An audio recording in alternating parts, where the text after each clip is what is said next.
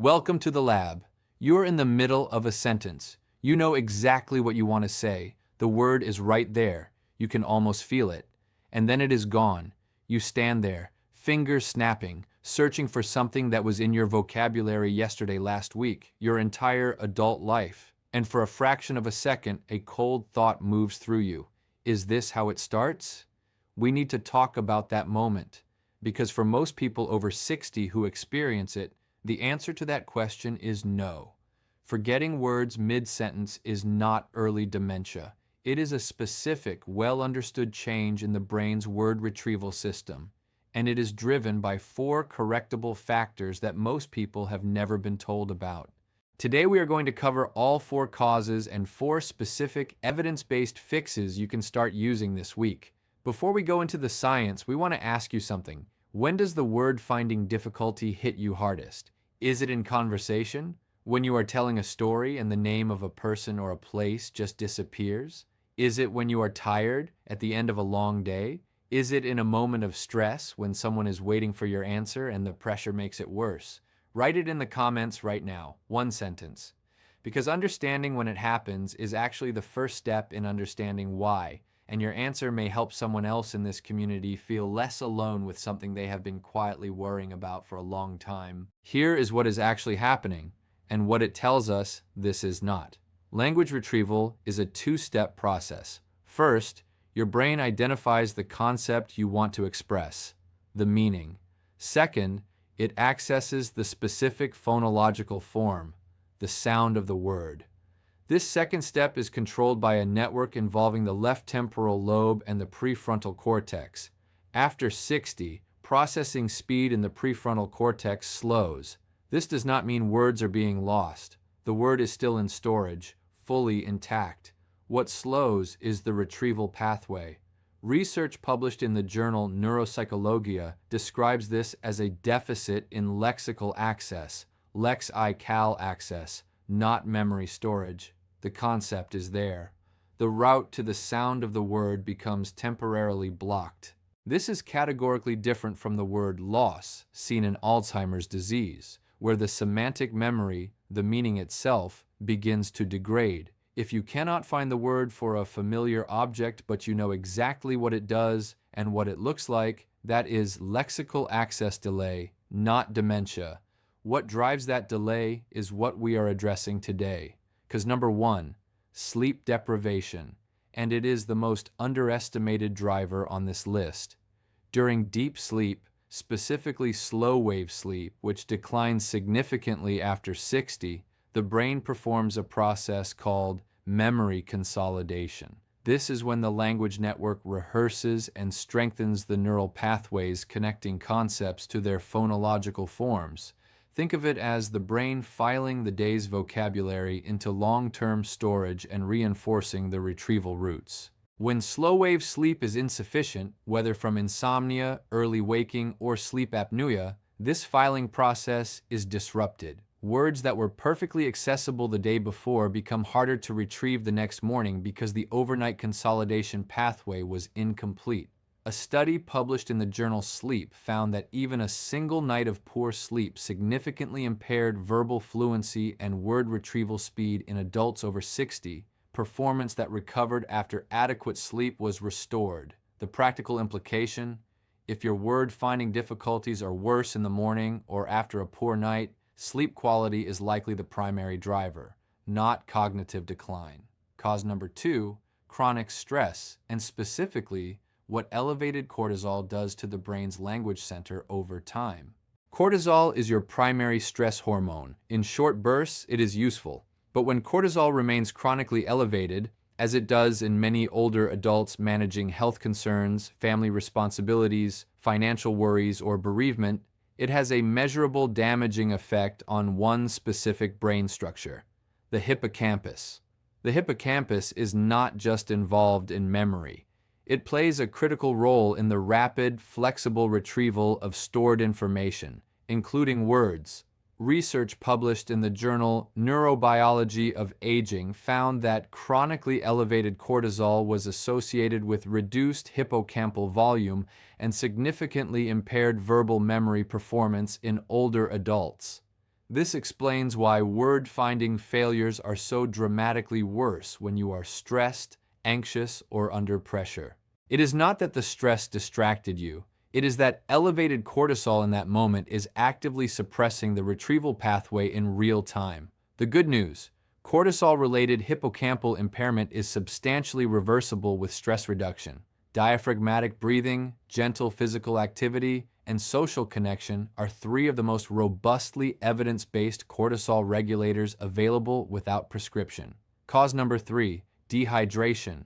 And this one surprises almost everyone. The brain is approximately 75% water. Even mild dehydration, a fluid deficit of as little as 1 to 2% of body weight, measurably reduces the speed and accuracy of cognitive processing, including verbal memory and word retrieval. The particular challenge for adults over 60 is that the thirst mechanism becomes significantly less reliable with age. Research published in the European Journal of Clinical Nutrition found that older adults frequently reach mild dehydration states without experiencing thirst, meaning many people over 60 are operating in a state of mild chronic dehydration without knowing it. The practical test: if your urine is consistently darker than pale straw yellow, you are likely mildly dehydrated. The target for most adults over 60 is 6 to 8 glasses of water daily, not including caffeinated beverages, which have a mild diuretic effect.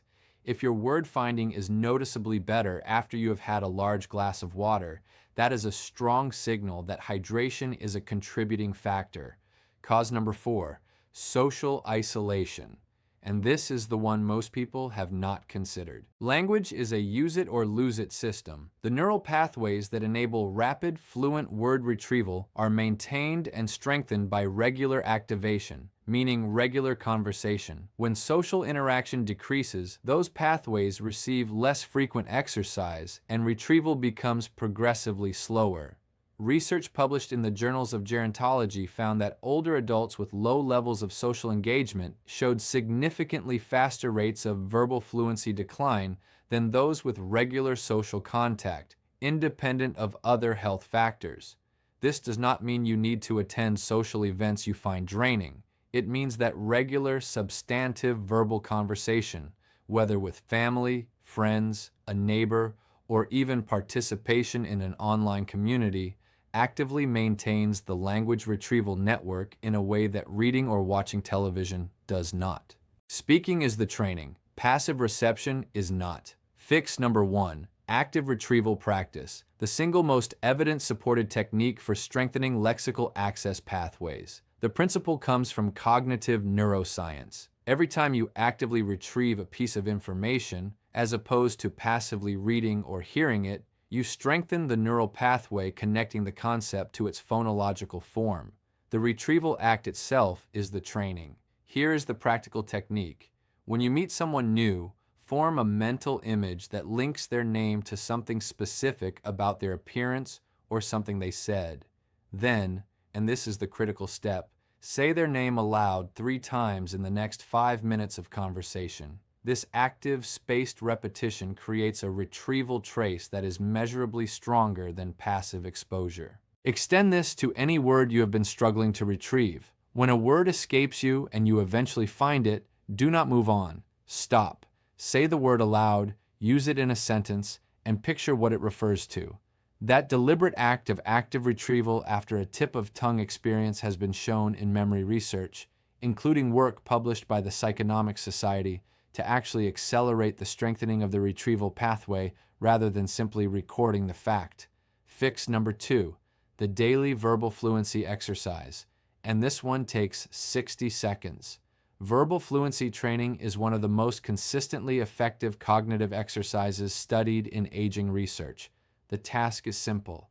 Choose a category: animals, foods, countries, items you might find in a kitchen, names of films you have seen. Set a timer for 60 seconds and say aloud, without stopping, as many items from that category as you can. This is not a test. It is a workout for the lexical access network. You are forcing the prefrontal cortex and temporal lobe to rapidly search and retrieve a high volume of words under mild time pressure, which directly trains the speed and fluency of the retrieval pathway. A meta-analysis published in Neuropsychology Review found that verbal fluency tasks performed regularly were among the most effective cognitive interventions for maintaining processing speed and language access in adults over 65.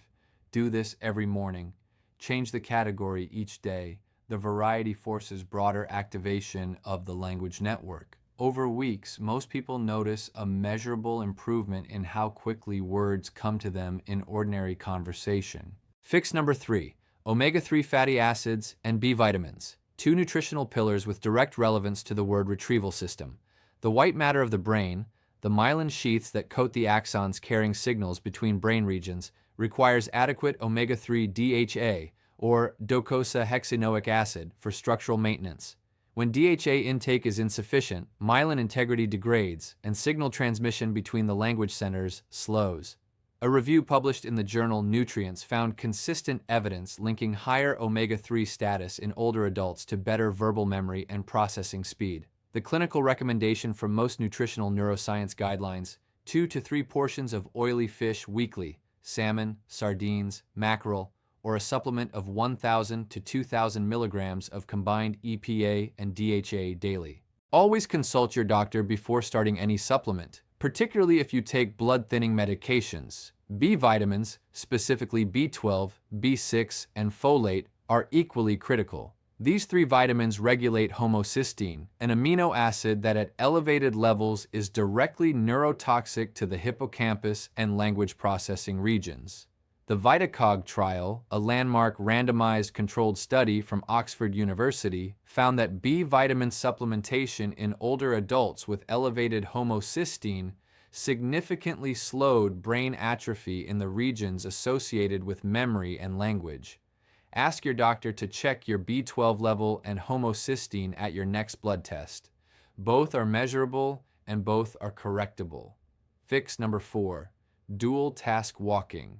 One of the most underused and most effective language-boosting interventions available. Aerobic exercise increases cerebral blood flow and promotes the production of BDNF, brain-derived neurotrophic factor, a protein that stimulates the growth and maintenance of neurons in the hippocampus and prefrontal cortex. The language regions of the brain are direct beneficiaries. Dual task walking means walking while simultaneously performing a verbal or cognitive task. Research published in Frontiers in Aging Neuroscience found that dual task walking produced significantly greater improvements in executive function and language processing than walking alone in adults over 60. Here's how to do it. During your daily walk, choose one of the following tasks. Count backwards from 100 in threes, 100, 97, 94, or name every country you can think of alphabetically. Or recite the lyrics of a song you know well, silently or aloud. The concurrent demand on both the motor system and the language system forces both to operate at higher efficiency. Start with 5 minutes of dual task walking per day and build to 15. If outdoor walking is not possible, perform the verbal fluency task while walking slowly along a hallway or between rooms in your home. Safety as the absolute priority. If walking is not currently possible, perform the verbal fluency task while doing seated marching in your chair, lifting alternate knees slowly and deliberately while speaking aloud. Inhale through your nose as you lift. Exhale through your mouth as you lower. The concurrent physical and verbal activation still produces measurable benefits. Let us bring this together and start with the most important thing. If words are escaping you mid-sentence, the evidence is clear. This is almost never early dementia. It is a slowing of the retrieval pathway, and it is driven by factors you can address directly. 4 causes: insufficient slow-wave sleep disrupting overnight memory consolidation, chronic cortisol elevation damaging the hippocampus's retrieval function, mild dehydration reducing processing speed, and reduced verbal social engagement weakening the language network through disuse. 4 fixes: active retrieval practice, say the word aloud, use it in a sentence, build the retrieval trace deliberately. The 60-second daily verbal fluency exercise, 1 category, 1 minute every morning. Omega-3 and B vitamin support for myelin and homocysteine management with your doctor's knowledge. and dual-task walking, combining physical movement with verbal output to drive BDNF production and language network activation simultaneously. You can download the free PDF cheat sheet from the video description below, all 4 causes, all 4 fixes, and the daily verbal fluency protocol written out step by step. If this video helped you, please subscribe. We publish evidence-based guidance for healthy aging every week. Stay strong, stay safe.